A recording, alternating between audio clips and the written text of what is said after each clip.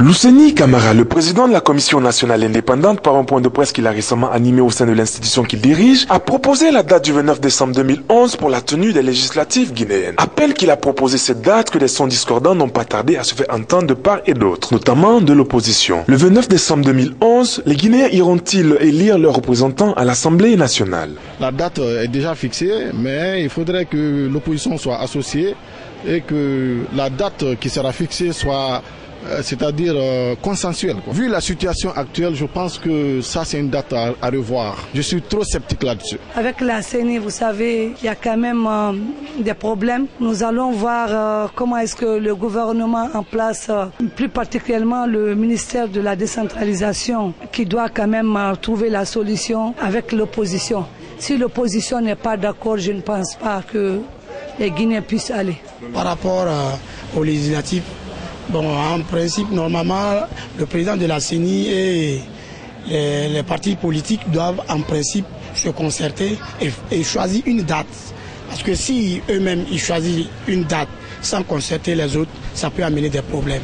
Pour éviter des problèmes, il faut que s'asseyent pour faire une table ronde pour que ça soit démocratique.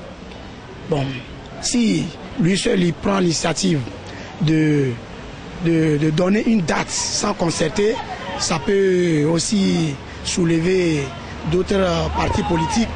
Et là, en ce moment, il y aura de panique. Ça, c'est pas bien. Et c'est pas la démocratie, ça. Par rapport à cette date qui est fixée pour les élections législatives, on doit se poser une question. Est-ce qu'en allant aux élections à cette date, est-ce que ça va être favorable à tout le monde? Mais également, est-ce qu'avec l'opposition et tout ça, là, ils ne vont pas encore dire que c'est une élection qui n'est pas bien préparée, que c'est en la faveur du président et tout ça, là? Moi, je pense que pour ne pas qu'il y ait d'autres polémiques, on devrait attendre, repousser un peu la date pour que l'opposition et le parti au pouvoir s'entendent.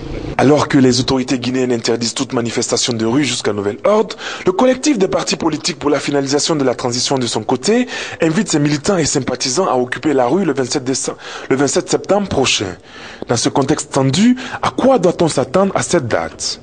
Si les marches aura lieu, je participerai, mais la conséquence, je ne sais pas. Cette marche, c'est très bon pour les populations, c'est très bon aussi pour la communauté internationale, pour que la communauté internationale sache bien ce qui se passe en Guinée, ce que le gouvernement est en train de faire pour manipuler les populations. Par rapport à la manifestation du 27 septembre, l'appel que j'ai lancé aux jeunes Guinéens, c'est d'être conscient et réfléchir, faire une très longue réflexion sur tout ce que la Guinée a connu de 1958 à nos jours.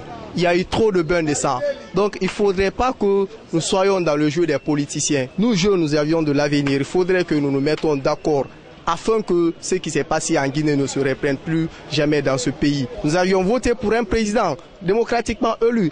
Acceptons d'être derrière le professeur Alpha Condé. Bon, par rapport à cette marche, j'ai un peu peur pour nous les Guinéens, surtout la population civile qui est neutre par rapport à la politique. Lorsqu'on parle de la politique, surtout chez nous en Guinée à l'heure là, nous voyons la population sortir sur les rues, parler de n'importe comment. Bon, en ce qui concerne cela, j'ai peur, en tout cas j'ai peur. Je ne veux pas que les gens sortent massivement, que la partie au pouvoir est là, elle peut s'opposer aussi.